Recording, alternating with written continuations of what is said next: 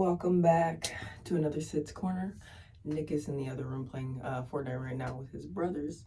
He's got enough brothers to have a whole squad. You know, I only have one brother that can play with me. Anyways, I just woke up maybe like an hour ago. Just took 45 minutes to recalibrate, let my brain get started to get the boop, boop, boop, boop, start up.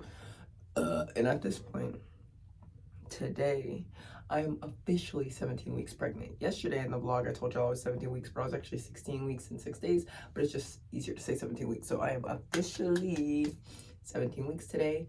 Good on me. I feel like this pregnancy has been going a lot faster during the second trimester. I was really suffering in the first trimester, like no joke. You guys can go back and watch those early on vlogs. I was suffering. I think when I found out I was pregnant was around vlog 130. So that's where you guys can start the pregnancy journey, around vlog 130. It's going to go into the 200s, maybe like 130 to 230 or something like that. But I just wanted to give y'all a bit of an update. My pregnancy symptoms for the second trimester have included increased appetite. I do get full kind of fast, like normal portions of food that I could eat, I can only eat about half. I'll only be like nibbling away at my food and then I'm full. I've been wanting sweets lately. I mean, I have been surrounded by more sweets lately because the holiday season, but I have been craving more sweets lately. I've noticed like a craving. I have been eating a lot of Subway and T-licious, and T-licious is just like a strawberry banana smoothie basically. It's a blended cream drink. So those are like my two guilty pleasures out of the house. As of right now, my Christmas holiday left me with a lot of brisket, potato salad, potatoes, mac and cheese, greens, and stuff like that. And I just finished off all that. Oopsies, light check. Awkward. Sorry about that, guys. Technical difficulties.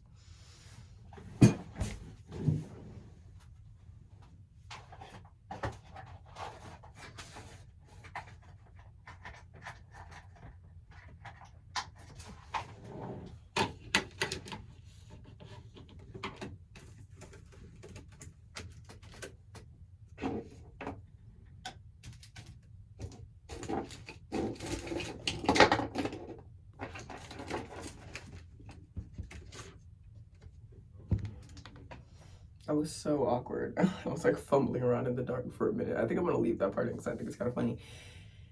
Anyways, where was I even talking about? I have been fulfilling a lot of my guilty pleasures and stuff, but I just finished off all my Christmas food except my potato salad and turkey. I think there's a little bit of turkey that I didn't eat. So that's what's left of that. I am feeling the babies moving consistently, not kicks, a couple of flutters here and there, maybe like a little finger five, like instead of like a kick or a high five, it's like, so it's tiny. I don't know which baby is which and which is going where. I just know that I feel consistent movement to the top of my belly and consistent movement back into my uterus. So movement is a symptom I've been feeling probably for 3 weeks now. And I've been in my second trimester 3 weeks at this point. I don't mean to say that I started feeling movement right when the second trimester happened, because I think it happened a little bit before as well. But movement goes as far as like they're doing this in the womb. And I can feel that because like they're changing positions inside of me and I can tell. And I can also put my hand on my stomach like as they rise to the surface. So for instance, right now they're pretty deep in me. They're not at the surface. But if I was laying down, you would be able to tell that they have the ability to come to the surface because like a half of my stomach would be bulging out more than the other, or would be even. But it would be harder as opposed to, this is like firm. It would be super firm if they were at the top right now, but they're not at the top right now. And I don't mean the top up here. I mean the top like the front. So usually first thing in the morning, they're way deeper in me because they've been sleeping, they've been chilling with me. But like I said, I can feel if they decide to come to the surface, if they do a little jab. Other symptoms I've been feeling, frequent urination for freaking sure. I get headaches maybe like once a week. I'll just wake up with a mad annoying headache. It goes away within like 15-20 minutes. The sweet stuff I've included, the sweet stuff I've been craving includes drinks such as sweet tea, flavored sparkling water, 0 calories by the way, and just stuff like that. So at this point of the pregnancy, everything's going good. I don't have any negative experiences with this pregnancy so far, other than the over nauseated feeling I felt last trimester. In the first trimester, I also felt vomiting multiple times a day, but that is because it's a twin pregnancy, and because of higher progesterone and estrogen levels, that is actually, it's not necessarily expected, but it's not a surprise if it happens. So I can hear Nick talking out there. So basically, long story short is this has been a good pregnancy overall, especially now that I'm feeling better. I have my energy back. And increased energy is something that I also have in the second trimester. Now, I can't run no marathon. Running out of breath really quickly while I talk and do basic things, also a symptom that I'm experiencing in the second trimester. But it's like, I didn't have a lot of energy before because I was throwing up so much, couldn't keep anything down, not even water. Vitamins, pills, prescriptions were not helping, and it really took it all out of me. So I think just comparing that like skeleton of a person to regular is like, yeah, I got an energy boost, but it's not really an energy boost. It's kind of like getting back to equilibrium. Now, that's not to say I won't get more energy as the trimester goes on. My second trimester started, I want to say, early December, and it's supposed to end late February. So my last trimester will be early March to May. March, April, and May. And that's when I'm expected to deliver. My due date is June 9th, but I'm actually expected to deliver between 37 and 38 weeks. If all goes well, but the twins still want to come early, I could deliver at 35, 36 weeks, maybe even 34. And if the twins want to make a really early debut, they could come between 27 and 32 weeks. After 27 weeks, there's a really good survival rate. There's just a lot of NICU time necessary due to the lack of underdeveloped lungs, underdeveloped brain. Babies usually gotta get a steroid through me. Like I'll get a shot, and then it'll start helping them develop faster before they put me into labor. But my family doesn't have a history of complicated or bad births, so I'm expecting everything to go very smoothly. I'm praying for a 2-time vaginal delivery, quick, maybe 3-day max stay at the hospital. I actually have a twin specialist at a certain hospital. Well, they're 3 minutes away, like right across the street from a certain hospital, and my OBGYN delivers at that hospital. But my hospital is not covered by my insurance, so I have to go to the hospital down the street from my twin specialist from the original hospital that I delivered my daughter at, and deliver there, even though I won't know the doctors or anything like that. But I mean, if a doctor's on staff, then they're clearly capable. And I don't know as far as like twin pregnancies and whatever, but I know for sure they're going to deliver me in the OBGYN in case I have to have an emergency C-section, which I don't foresee.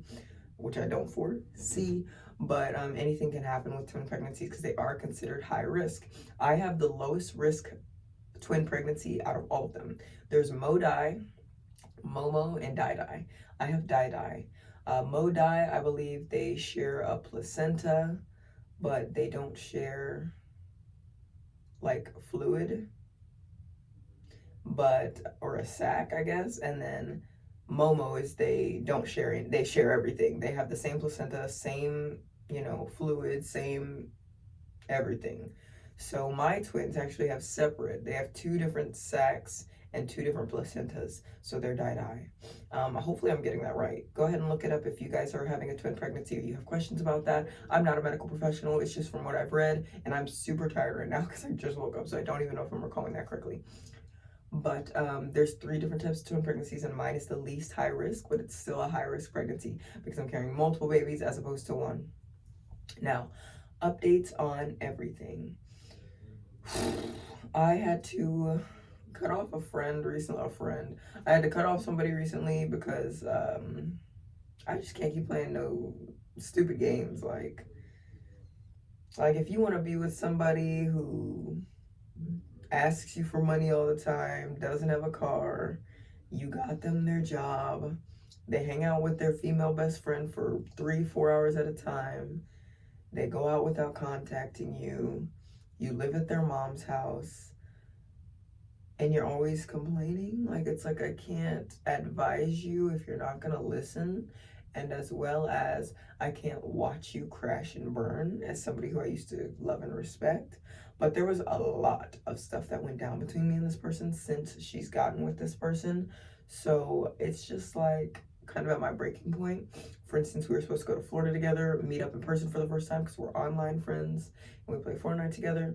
But she canceled on me last minute after I'd already paid upfront for everything. So I paid double what I needed to pay because she canceled on me and then didn't pay me back. And then also, I lended her money for a fetus deletus for this deadbeat that she got knocked up by, who already has 2 kids, by the way. And she wasn't able to pay me back all my money. So I just said, whatever, keep the rest for birthday money. She told me months later that she thinks she ruined her life with the fetus deletus situation because she should have just had it. And I'm like, I understand that, and I understand your emotional connection and how hard this situation can be for women. I've never personally gotten a fetus deletus, so I don't know exactly those emotions, because I would never do that. Like, ever since I was a child, I'd never do that. Pro-choice, but my choice is to never. Like, I always figured if I'm having a baby, it must be with somebody who I love and respect. If I'm pregnant, it must be by somebody who I love and respect, because who's out here getting knocked up by losers and randos? Not me. So long story short, she was only, 6 months into the relationship with this guy, had already suffered a miscarriage, and then had to get a fetus deletus. And it's like, he lives at his mom's, he doesn't have a car, you got him the job he has now, and he has 2 baby mamas already, and you wanted to become baby mama number 3 with no ring on your finger? No. I told her it wasn't a smart plan, especially if you're uncertain on where y'all are in the relationship. She overall decided to do the fetus deletus, and then he wants to come to her months later talk about, oh, I wish you never did that. You know, I wanted you to carry my kid. Like, of course you do. You have a fetish. You have a kink for people being pregnant, obviously. So long story short, she's got to deal with this baby mama drama and be stepmom, but she gets no benefits, no ring, no independent living. Like, he literally lives with his mom at 26 and she's 21. So she's been with him a year at this point, and I just can't keep watching this because it's like actually horrendous. So what really set everything off is that I had a conversation with her, and I was like, hey, you know, when I call you or when you call me, I really don't want to hear you kikiing it up with your BF in the background. I really don't want to hear you play fighting with him or tickling him or doing what y'all do. You know, whatever y'all do is what y'all do, but you could just disconnect the call with me if you're no longer going to prioritize me when I'm sitting here on the phone with you. And we're playing Fortnite, and I said it kind of like in a jokey tone because I didn't think she was going to take it that seriously. And she goes, I'm not going to respond before I get mad. It's like, you're not going to respond before you get mad just because I don't want to be on the phone listening to you and your boyfriend jumping on top of each other, acting like children. I've been married for almost a year. I've been with my husband for almost 4 years.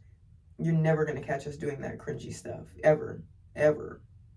So I don't know why you're doing it to me, especially when I've dealt with it for so long. And at this point, I'm finally speaking on the boundary of like, hey, you could just disconnect the call. You know what I'm saying? You can call me back after you're done. You can text me. We can still get on the game later. We can regroup later. It's just, if you're done talking to me on the phone, why do I have to sit on the phone and listen to you kiki it up with him? She even admitted to tossing her phone on the bed and then messing with her man. It's like, why toss it? Just hang up. So anyway, I was like, after she said that, I was like, yeah, you're one of those slow people. And it sucks because she begged me to be my friend, and she was actually a really good friend up until she got into a relationship. But all she knows is abusive relationships, so I just have to kind of let her do her thing. I don't care anymore. Like, I literally blocked her. I've blocked her so many times, but I've unblocked her and tried to like give her other chances, because again, she was the perfect friend before she got into a relationship. And I see this all the time. Women completely changing or losing their values because they get into a relationship with somebody who's not good for them. So I told her to her face, I was like, look, your relationship before this guy was toxic and abusive. So I don't think you know what a healthy relationship is supposed to look like. Ergo, why you're settling for this guy who doesn't even communicate with you when he goes out partying. Like, he reads your messages and ignores you. So at this point, I was like, whatever. I'm over it. Like, she's literally trying not to get mad at the fact that I don't want to be on a pointless phone call. I don't even like phone calls. I hate phone calls. So why am I sitting on the phone and like my phone is dying and I'm wasting my time listening to you and your boyfriend like basically borderline make out? Like, it's annoying.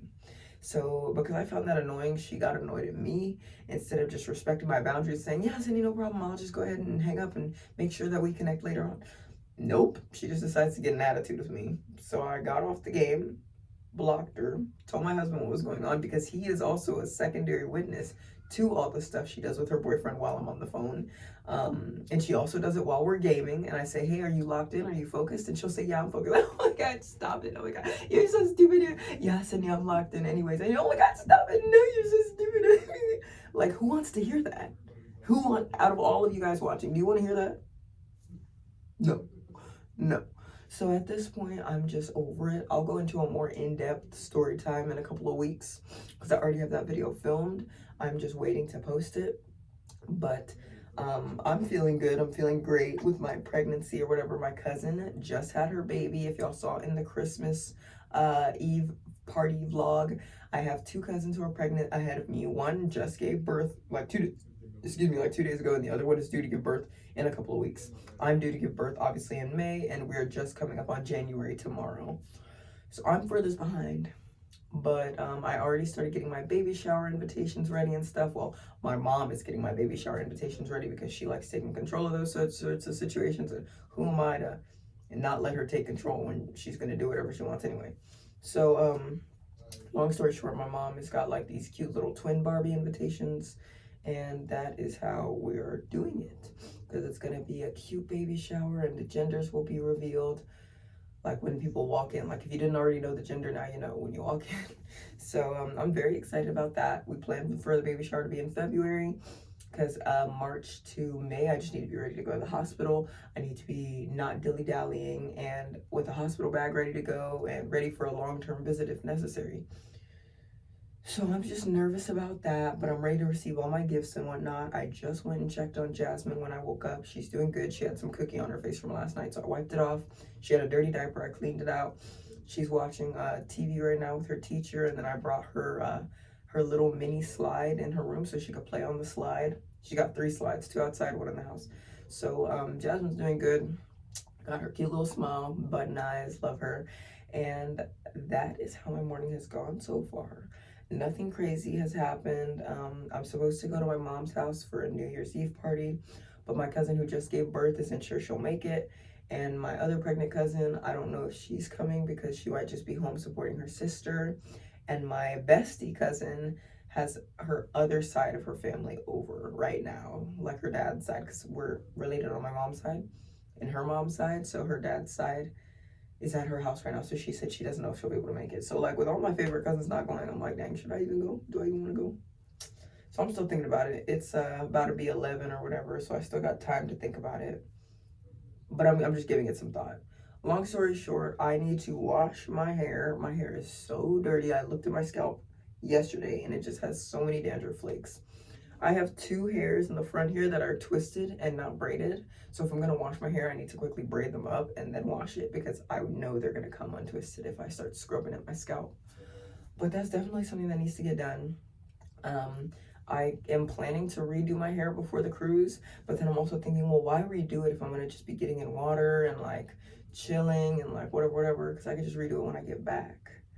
You know what I'm saying? Like, why redo it just to get it messed up on the boat and then have to redo it when I get back? So I'm really up in the air about when I'm gonna redo my hair. A lot of people are always hassling me about my hair, and I'm like, y'all do not care when these white girls have the same straight, freaking look every single day. They wake up, they brush their hair out, and then they do that, and nobody says anything. But heaven forbid I have the same hairstyle for a couple of weeks, a couple of months. People are like, when are you gonna mix it up?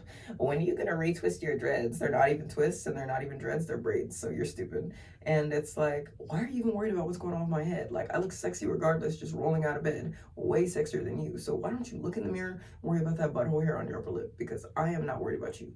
So long story short, I am in the midst of figuring out my baby shower plans. I've already reached out to some friends, sent out some feelers, like, are y'all available at this time? Got half responses yes, half responses no. But these people I haven't talked to since high school, so I'm not surprised if they don't have availability for me. But it's been 3 years since I've been out of high school. I am figuring out if I should, well, I am gonna wash my hair today. I just need to figure out when to do it today. And then I have my next OBGYN appointment, well, twin specialist appointment, because my OBGYN appointments are every other week, and then my twin specialist appointments are the opposite week. So I just went to the OBGYN last week, just for a quick blood draw to check if the twins have neural tube defects, which they don't, and they don't have any Down syndrome or trisomy 21 or nothing like that. But on the 3rd of January, which is in 3 days, I go back to the twin specialist to assess the babies again and get some update ultrasounds. So next time I see you guys, well, next time I see you guys, I will have an updated ultrasound pics for the babies. Very exciting. And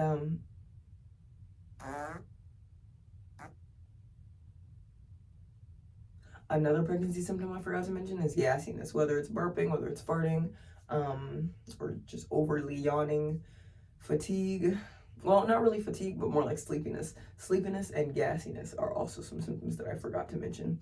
But that is going to conclude the vlog, guys. I did not have anything planned for today, other than, like I said, going to my mom's house and washing my hair, but those are not really easy things to vlog, nor do I get like a good chunky meat of content. So I just decided to do a second trimester update video for y'all with a little bit of a story time in here, but I'm not gonna put the story time in the title because, again, I will get into more details about the story time in the future, in a couple of weeks. So stay tuned for that. But thank you so much for tuning into vlog 171. Hopefully you guys are having a great day or night, and don't forget to check out yesterday's vlog where Nick was annoying the garbage out of me, and he continued annoying me even off cameras and until the day was done. But I love you, pickles. Thank you so much for tuning in, and I hope you'll have an amazing New Year's Eve, and I hope you have an amazing holidays. Thanks for coming. Bye.